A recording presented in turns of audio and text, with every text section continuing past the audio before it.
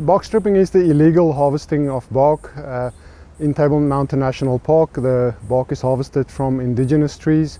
We also get urban bark stripping, where bark is stripped from either municipal or trees in private properties. Bark stripping has been practiced in these forests, I presume, for centuries. The bark is used for medicinal purposes in traditional medicine.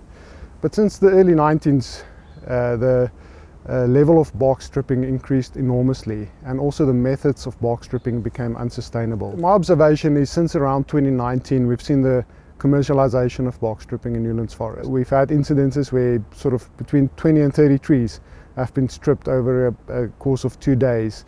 That would yield at least 200 to 300 kilograms of bark. But some of it is sold locally on the streets of Cape Town, but some of it's also exported to other parts of the country where the trees have been decimated. Yeah, so bark stripping has an enormous ecological effect. This tree here has been fully ring barked for about 2.5 meters. This tree will most certainly die. There's no chance for this tree surviving. What's going to happen 4 to 5 years from now is this wood would have dried out, wood borer beetles would have gotten into it, and the tree trunk will become soft and brittle, and in a storm it's going to blow over. When it falls over, it's going to take out the trees downstream from it or below it. So for every large tree that's being bark stripped, you probably take out that tree and probably about 5 or 6 other trees of various sizes. The secondary effect of that is you start to create a gap in the forest canopy. That causes a drying out of the forest, so the fire risk increases enormously in the forest. The fact that we're losing trees at an increasing rate to an alarming extent, and it has been happening for years now, is testimony to the failure to conserve this area properly. This forest is going to take decades, if not centuries, to recover. The damage takes very, very long to repair.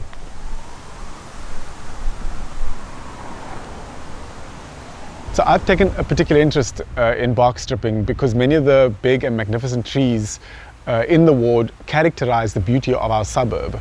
And if we lose these trees, that's, will be a real loss for the whole of Cape Town. Certainly in the last year, it's become a lot more prevalent, to the extent where the City of Cape Town is considering creating a bark stripping bylaw, or adding an addition to the tree keeping bylaw.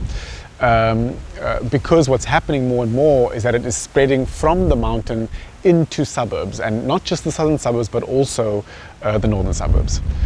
So the city does try to act proactively for this bark stripping issue by painting the bark in Durbanville or Newlands or wherever it may be. But often once bark has actually been damaged, or a tree has been damaged the way it has been damaged here, you need to be able to react really quickly, and that flexibility is often difficult for a big organization or a big government like the city government to achieve. And so in that respect, we really rely on civic organizations, ratepayers organizations, private residents to be able to step in and step in quickly. So to be able to empower those civic organizations, and really as an extending hand of partnership, I'm running the Two Oceans Half Marathon. It's 21 kilometers. I'm trying to raise 21,000 Rand, which is going to be given to the Tree Keepers Cape Town civic organization. And they essentially work with ratepayers associations and with private residents to be able to empower them to respond quickly to these types of things. They do 2 main things in their bark stripping project. That is using either moss or a type of manure to cover the tree, the damaged area, and then cover it with, I think it's polyethylene plastic. Or they go around and paint trees proactively as well, so that we can really get ahead of the curve.